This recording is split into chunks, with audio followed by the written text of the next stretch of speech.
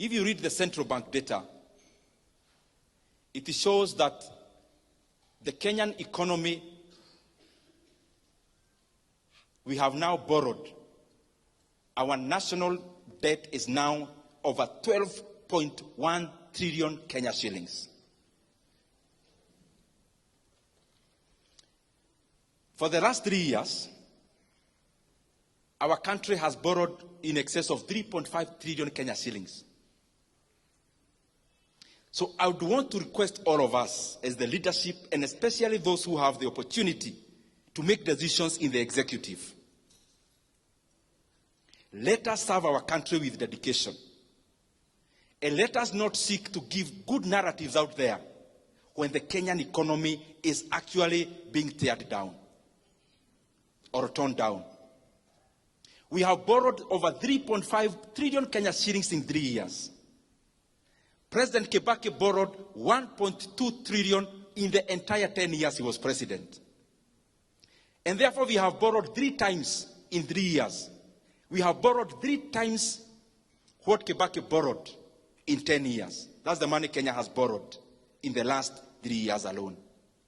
3 times what Kibaki borrowed in 10 years. And in that money, I have not included other debts that Kenya has now become clever to borrow in the name of something called securitization. I have not mentioned even that. It therefore means the economy of Kenya is borrowing 100 billion every month. And every single day, when the lights go off, every day, every single day, Kenya is borrowing 3.4 billion every day. That we are borrowing in a minute. You can do the calculations and see. In an hour, maybe we are borrowing around 137 every 1 hour. I'm saying this because we are now headed to the elections. And what governments do, they focus more on re-election, and we forget that we have a country to lead after the elections. And what that means is that every time we are nearing elections, we start having something called fiscal expansion. Because maybe there is nothing much to be seen for the past year, then in basically 1 year, we want everything to be seen. And therefore, what do? We become reckless in borrowing. Kenya is there now. That now our debt is 12 trillion Kenya shillings.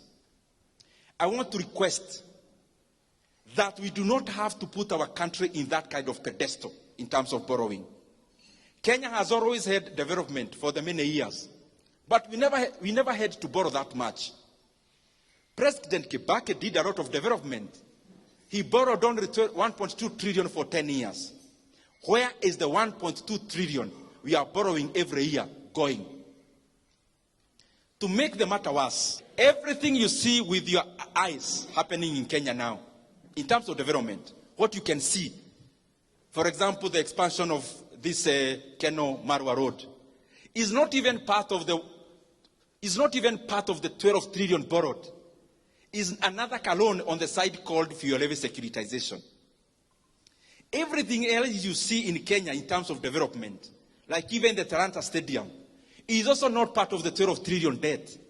That is another debt, securitization of the sports fund, where we borrowed 46 billion and we'll be paying 100 billion in interest rate alone after 15 years.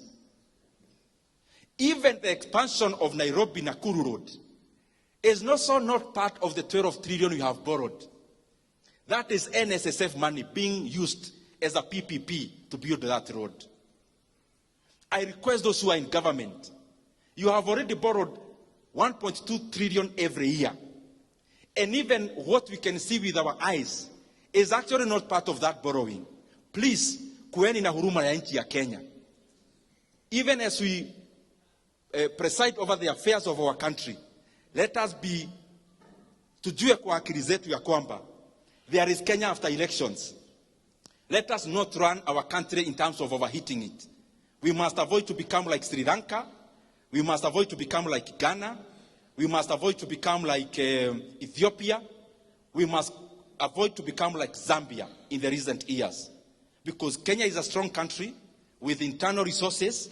This issue of profligate borrowing must come to an end if we really care about this country. Asanteni sana, Mungu awabariki. Asante sana.